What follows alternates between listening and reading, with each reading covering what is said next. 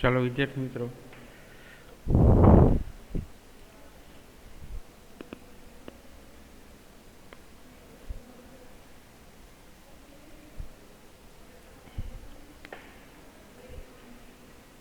હવે ત્યારબાદ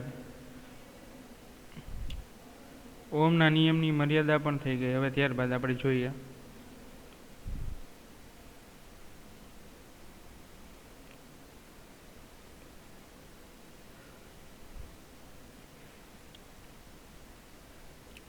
અવરોધકતા અને તાપમાન સાથેના સંબંધ પણ જોયા. હવે ઓહમના નિયમના મર્યાદા પણ કમ્પ્લીટ થયા બાદ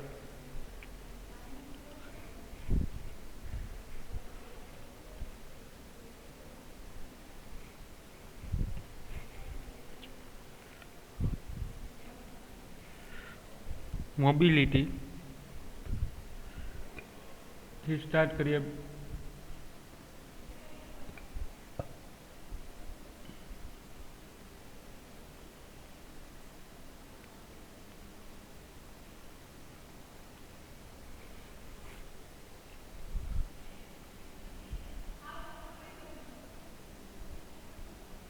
મોબિલિટી એટલે શું સમજાવો. હવે વિદ્યાર્થી મિત્રો, મોબિલિટી એટલે શું સમજાવો એ ક્વેશ્ચન જે છે, અત્યારે જે ટોપિક તમને હું કરાવવા જઈ રહ્યો છું એ માર્ચ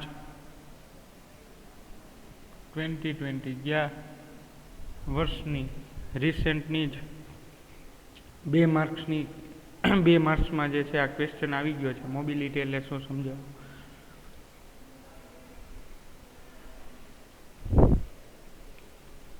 એટલે બોર્ડ માટે ખૂબ જ અગત્યનો ટોપિક છે મોબિલિટી.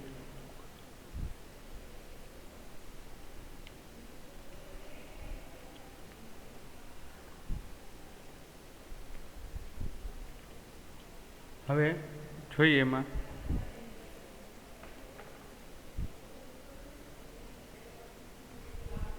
હવે વિદ્યાર્થી મિત્રો, મોબિલિટી જે છે એ મોબાઈલ શબ્દ ઉપરથી આવ્યો છે. મોબાઈલ પણ મોબાઈલ જે છે એ આપણે યુઝ કરીએ છીએ મોબાઈલ નહીં, પણ મોબાઈલનો મિનિંગ થાય વાહક. વિદ્યાર્થી મિત્રો ખાસ યાદ રાખજો, મોબાઈલનો મિનિંગ થાય વાહક, કન્ડક્ટ કરે એવું, ઇલેક્ટ્રોનને એક સ્થળેથી બીજા સ્થળે પહોંચાડવાનું કામ કરે એવો વાહક. અને એ વાહક ગતિમાં હોય એવો, એટલે એને આપણે મોબાઈલ કીધું છે. ગતિમાન વિદ્યુત ભાર અને મોબાઈલ કીધું છે. અને મોબાઈલ ઉપરથી આપણે શબ્દ, આપણી થિયરીનું નામ આપ્યું છે મોબિલિટી. સમજ્યા વિદ્યાર્થી મિત્રો?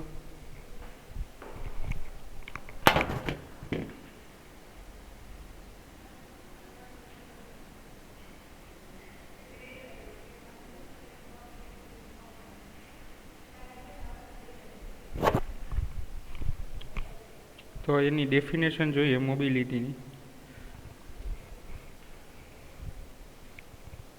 મોબિલિટીની વ્યાખ્યા.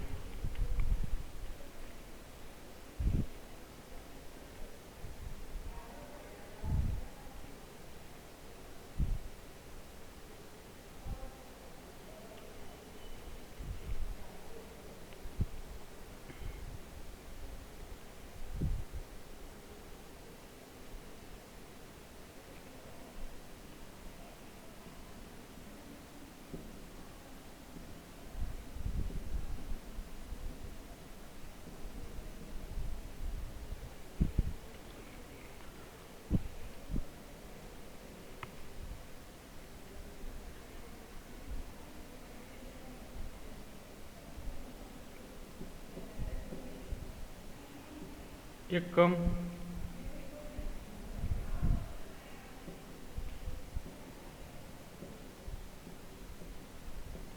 વિદ્યુત ક્ષેત્ર દીઠ, એકમ વિદ્યુત ક્ષેત્ર દીઠ ડ્રિફ્ટ વેગ, એકમ વિદ્યુત ક્ષેત્ર દીઠ ડ્રિફ્ટ વેગ ના માન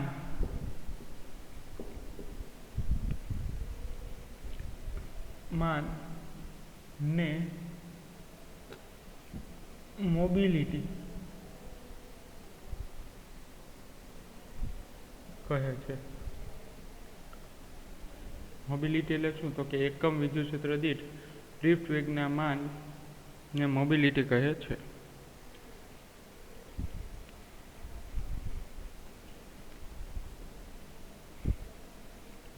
હવે વાહકમાં હમણાં જે વસ્તુ કીધી લખી સમજાયું કે ભાઈ મોબિલિટી એટલે શું? તો કે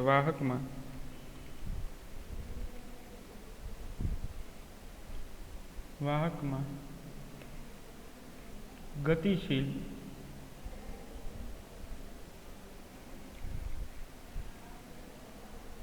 વિદ્યુતભાર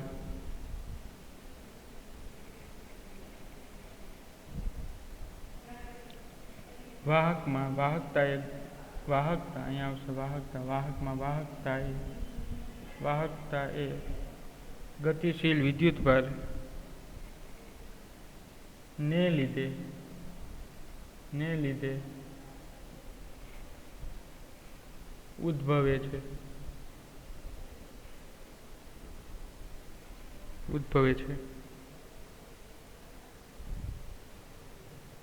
ધાતુમાં આ ગતિશીલ વિદ્યુતભાર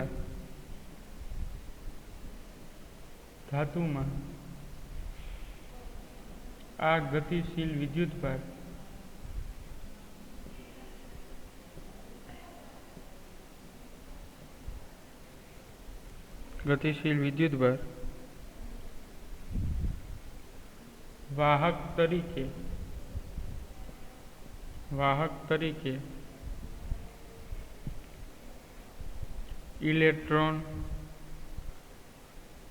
ઇલેક્ટ્રોન આયનો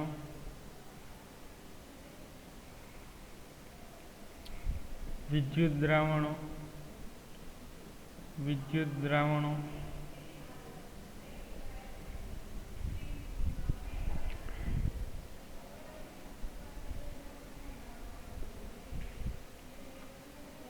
આયનો ધન આયનો ઋણ આયનો બધું આવી ગયું થી બને છે. ગતિશીલ આ બધાના કારણે બને છે.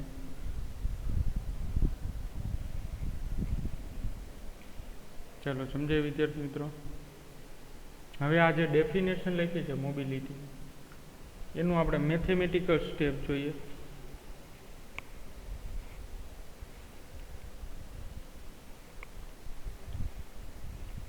મેથેમેટિકલ સ્ટેપ કેમ લખાય? એકમ વિદ્યુત ક્ષેત્ર દીઠ ડ્રિફ્ટ વેગના માન ને મોબિલિટી કહે છે.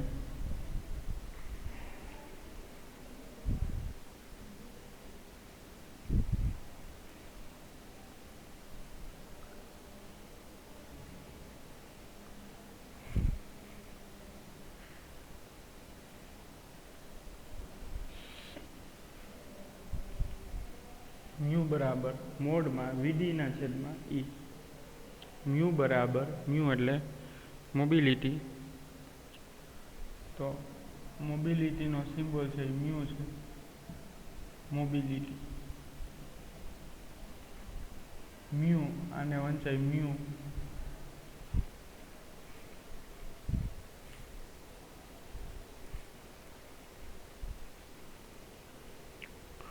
હવે આનો એકમ શું થશે વિદ્યાર્થી મિત્રો?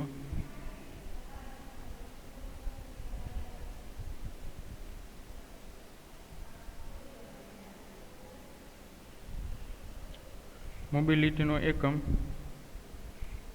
એસઆઈ એકમ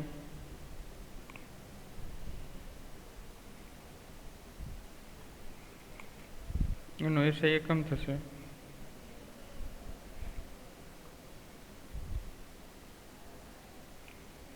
હવે અહીંયા એનો એકમ બનાવીએ જોઈએ. વીડી એટલે ડ્રિફ્ટ વેગ એટલે એનો થશે મીટર પર સેકન્ડ અને વિદ્યુત ક્ષેત્ર એટલે એનો થશે વોલ્ટ પર મીટર. ચલો આ બેનો ડિવાઈડ કરો તો છેદનો છેદ જશે અંશમાં. આ એસ નીચે એટલે આમ થશે ને મીટર સ્ક્વેર પર વોલ્ટ સેકન્ડ ઇનવર્સ.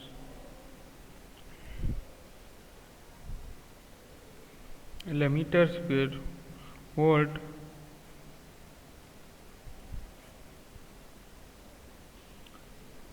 અહીંયા ખાલી સેકન્ડ ઇન્વર્સ ને ખાલી એસ જ આવશે, ઉપર જાય તો સેકન્ડ ઇન્વર્સ, એટલે આટલું આવશે metre square volt into second આવશે.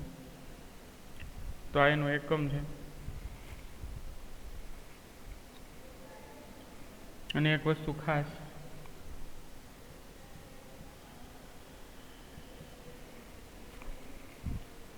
નોટ કરીને લખી લેજો, એમસીક્યુમાં કદાચ પૂછાય તો પણ, કે મોબિલિટીનું મૂલ્ય,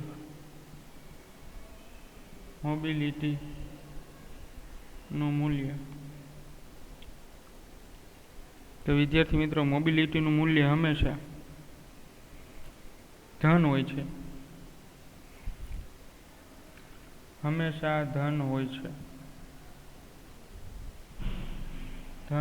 શા માટે? કારણ કે આપણે મોબિલિટીની ફોર્મ્યુલા શું લખી?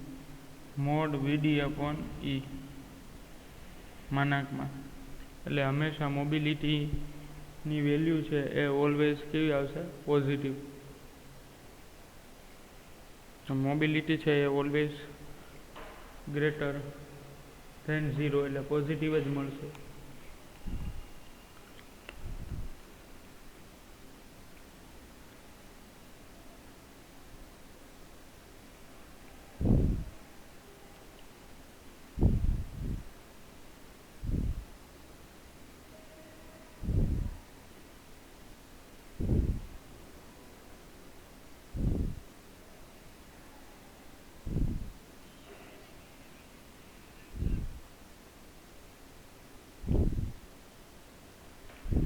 ચાલો ત્યારબાદનો ક્વેશ્ચન જોઈએ.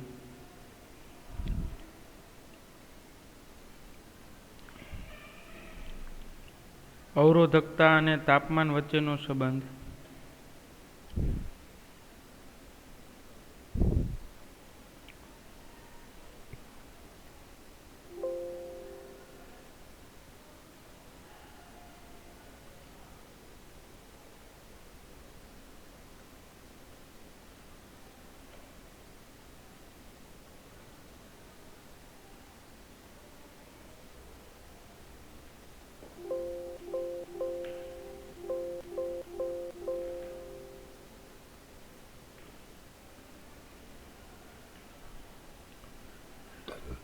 અવરોધકતા અને તાપમાન વચ્ચેનો સંબંધ.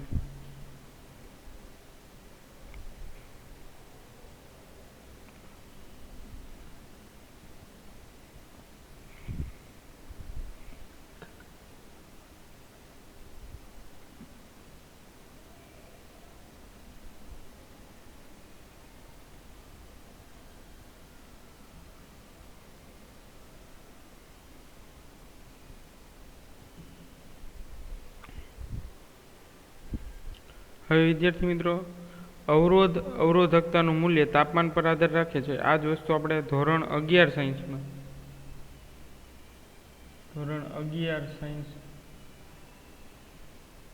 આપણે સ્ટડી કરી છે.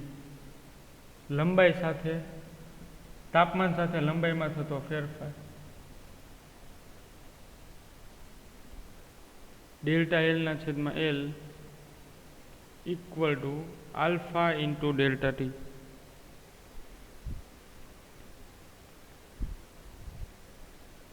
ઉષ્મીય ગુણધર્મ વાળું ચેપ્ટર. ઉષ્મીય ગુણધર્મો એ ચેપ્ટરની અંદર આપણે ઓલરેડી સ્ટડી કરી લીધી છે. છતાં પણ આપણે અહીંયા પ્રૂફ જોઈએ, એનું ડેરિવેશન જોઈએ.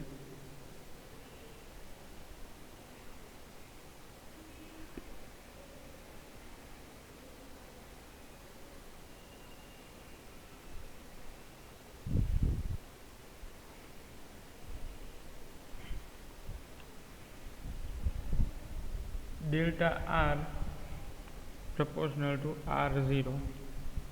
તેથી delta R proportional to delta T.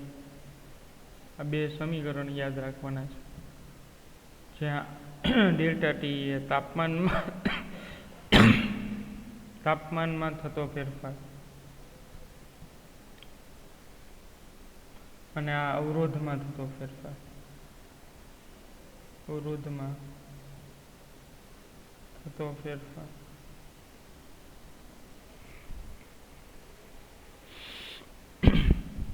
R0 એ પ્રારંભિક અવરોધમાં થતો ફેરફાર, પ્રારંભિક ફેરફાર અથવા તો પ્રારંભિક જે અવરોધ હોય એ.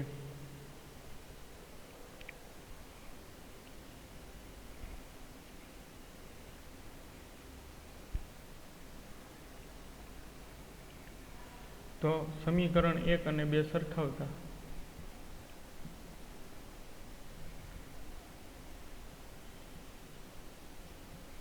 કમ્બાઈન કરો, સમીકરણ 1 અને 2 કમ્બાઈન કરો તો ડેલ્ટા આર બરાબર R0 પણ છે અને ડેલ્ટા ટી છે. તો આમ લખી શકાય delta R proportional to R0 into delta T લખી શકાય. આમ પ્રપોઝનાલિટી છે ડેલ્ટા આર proportional to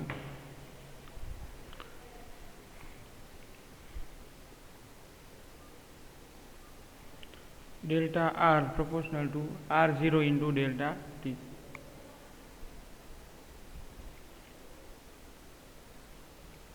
સમીકરણ 1 અને 2 પરથી લખ્યું છે.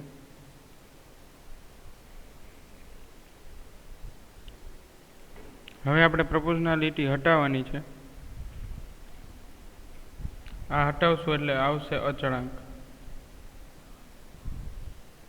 શું છે વિદ્યાર્થી મિત્રો? અચળાંક. એટલે delta R equal to alpha R0 into delta T.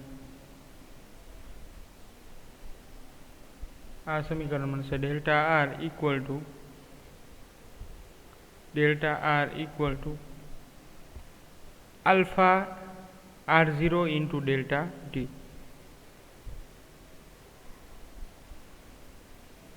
જ્યાં ડેલ્ટા આર બરાબર શું લખી શકાય? R માઇનસ R0 બરાબર ડેલ્ટા આર. એ કિંમત અહીંયા મૂકી દો અને ડેલ્ટા ટી બરાબર T minus T0 equal to delta T. ચાલો આ સમીકરણ મૂકી દો, બે સરખાવી દો એટલે આ રીતે લખી શકાય. ડેલ્ટા આરની જગ્યાએ આવશે R minus R0 equal to alpha R0 into delta ટીની જગ્યાએ આવશે ટી માઇનસ T0. ચલો R0 ને ઓલી બાજુ લઈ જાઓ તો આમ લખી શકાય R બરાબર R0 પ્લસ માઇનસ છે એટલે ઓલી બાજુ આવે plus alpha R0 T minus T0.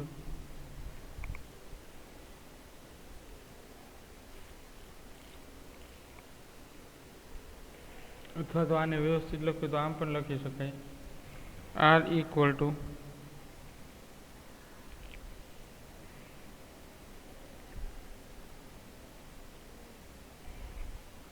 R0 1 plus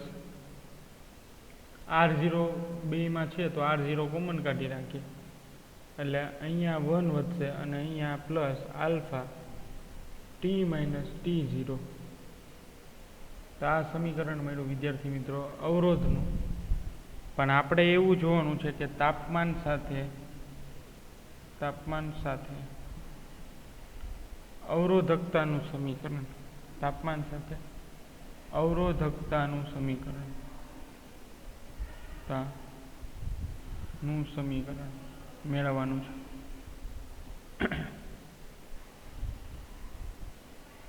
તો એ સમીકરણમાં છે rho equal to ρ0 1 plus alpha T minus T0.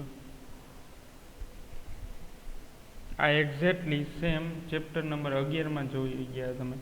આ નવી લંબાઈ બરાબર L0 1 plus alpha T minus T0. આ 11 સાયન્સની અંદર તમે ભણી ગયા છો આ ફોર્મ્યુલા. ચેપ્ટર નંબર 9, 10મું, 12મું, 11મું, 10મું તરલ છે. 11મા ચેપ્ટરમાં ભણી ગયા. ચેપ્ટર નંબર 11માં સ્ટડી કરી લીધું છે. 11th સાયન્સ એની જ કોપી જે છે એ આ સમીકરણ છે અને આ સમીકરણ છે. હવે આની વેલ્યુની વાત કરી દઈએ કે આર શું છે, R0 શું છે, 1 + આલ્ફા t - t0 શું છે.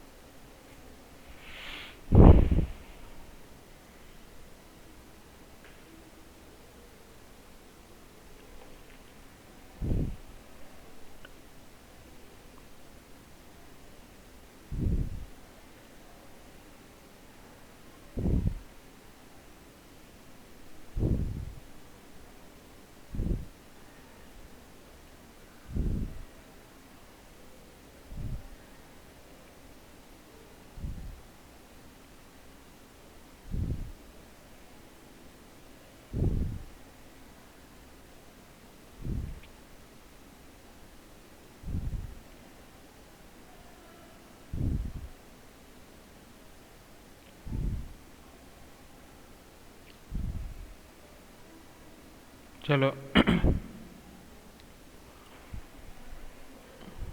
ફોર્મ્યુલામાં લખી R = R0 plus R = R0 1 + alpha t - t0. હવે અહીંયા R જે છે એ શું દર્શાવે છે તો કે ઊંચા તાપમાને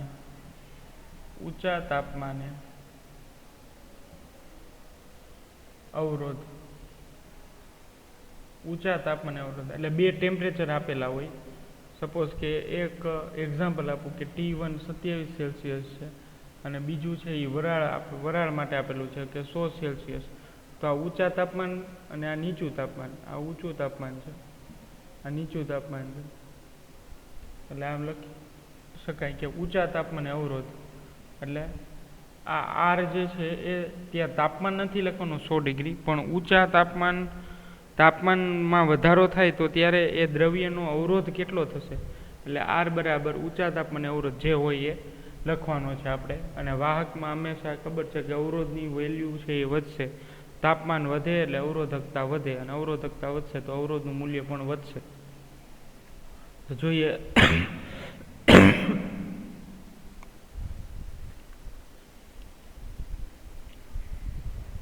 પછી R0 એ નીચા તાપમાને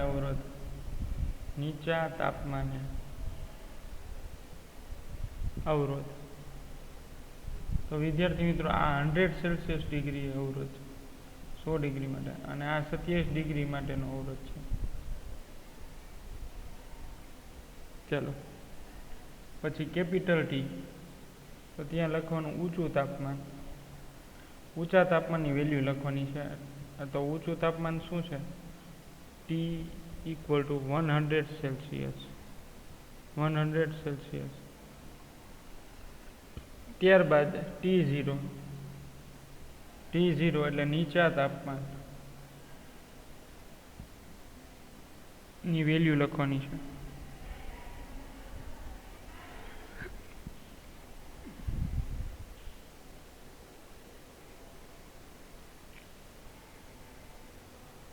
તો નીચા તાપમાન શું આપેલું છે આપણને? 27 સેલ્સિયસ.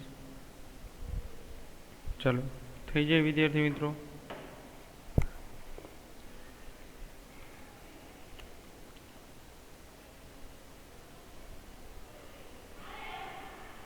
એટલે R આવી ગયું, R0 આવી ગયું, T આવી ગયું, T- આવી ગયું. આ રીતે ડેટા આપણે એન્ટ્રી કરવાની છે. અને ત્યારબાદ હજી એક વસ્તુ બાકી છે, આલ્ફા. તો આલ્ફાને તાપમાન ગુણાંક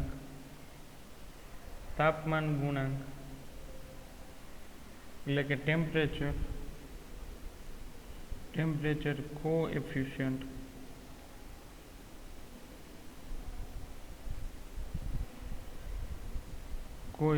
કહેવાય છે. તાપમાન ગુણાંક એટલે કે ટેમ્પરેચર કોએફિશિયન્ટ.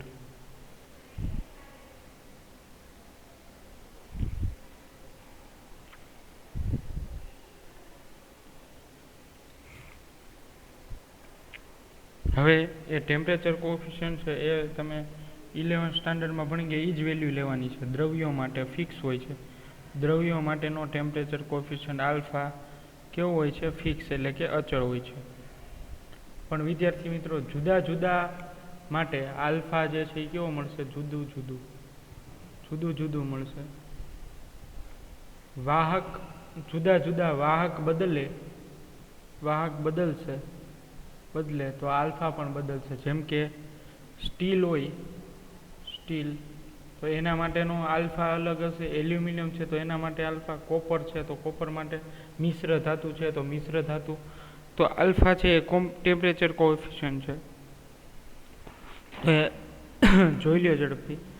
એ તમે સ્ટડી કરી ગયા છો ઓલરેડી 11th સાયન્સમાં.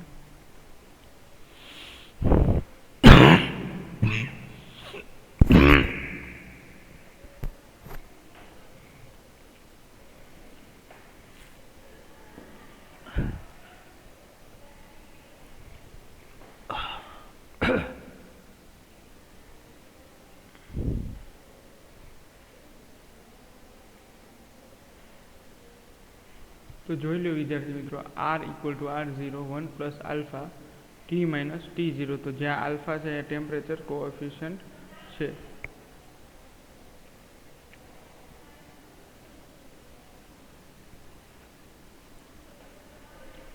હવે આલ્ફાની જે છે યુનિટ ખાસ પૂછાય તો તમારે યાદ રાખવાનો છે.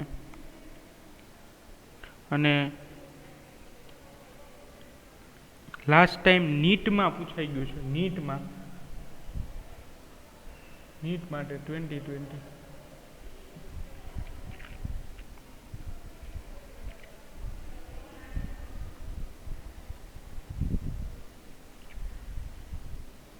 જોઈએ પેલા આલ્ફા નો એકમ.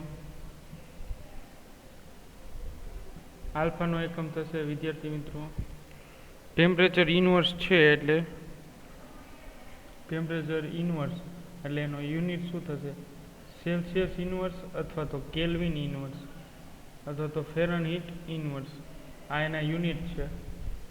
આલ્ફાના યુનિટ છે, એકમ છે. પછી આલ્ફા ધન ક્યારે હોય અને ઋણ ક્યારે હોય? તો ધાતુ માટે આલ્ફાનું મૂલ્ય, તો વિદ્યાર્થી મિત્રો ધાતુ માટે આલ્ફાનું મૂલ્ય પોઝિટિવ એટલે કે ધન હોય છે. આ પૂછાઈ ગયું છે નીટમાં, ખાસ યાદ રાખજો. આલ્ફાનું મૂલ્ય ધન હોય છે. તો ધાતુઓ માટે અર્ધવાહકો માટે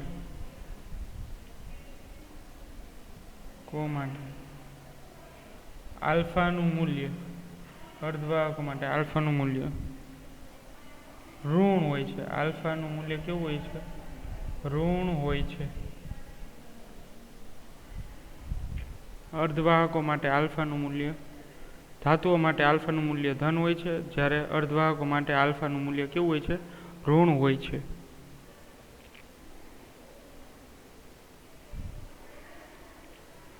પછી ધાતુઓ માટે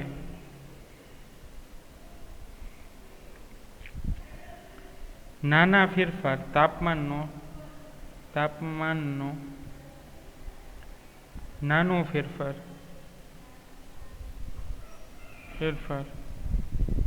માટે આલ્ફા અચળ રહે છે. જ્યારે મોટા ફેરફાર માટે આલ્ફા બદલાય છે. આ ખાસ જે છે એ નીટ માટે, તો નીટમાં લાસ્ટ ટાઈમ આ પૂછાઈ ગયો હતો કે અર્ધવાહકો માટે આલ્ફાનું મૂલ્ય જે છે કેવું હોય છે, ઋણ હોય છે.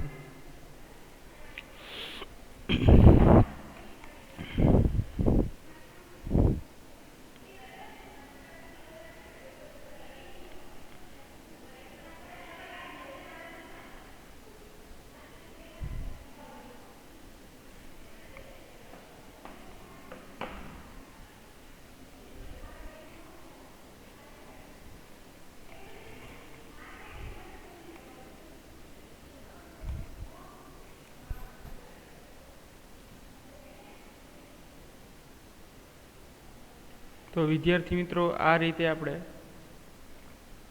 નીટના MCQની ડિસ્કશન કરી.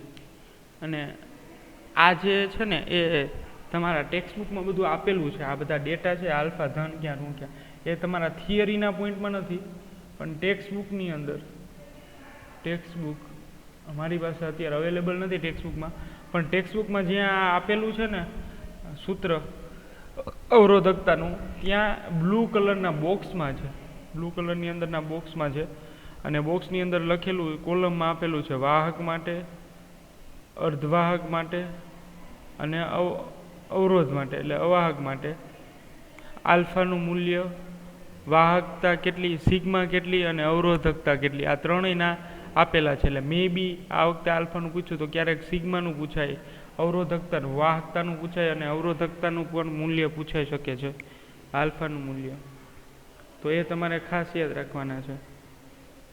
તમે તૈયારી રાખજો. આ રીતે બોક્સ જે આપેલા હોય એમાંથી ઘણીવાર MCQ પૂછી લે છે. આપણને એવું લાગે કે આ તો અચળાંક છે, ડેટા ખાલી માહિતી માટે યાદ રાખવાના છે, પણ એવું નથી વિદ્યાર્થી મિત્રો. આ લાસ્ટ ટાઈમ એક્ઝામમાં આ જ વસ્તુ તમને પૂછાઈ ગયેલી છે, ડેટા સ્વરૂપે વાહક, અર્ધવાહક ને અવાહક માટે.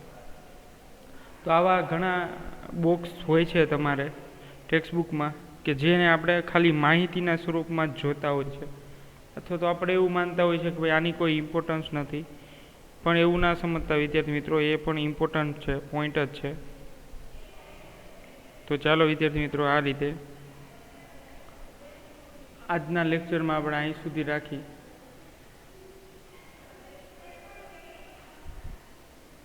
હવેના નેક્સ્ટ લેક્ચરથી આપણે જોશું આગળ.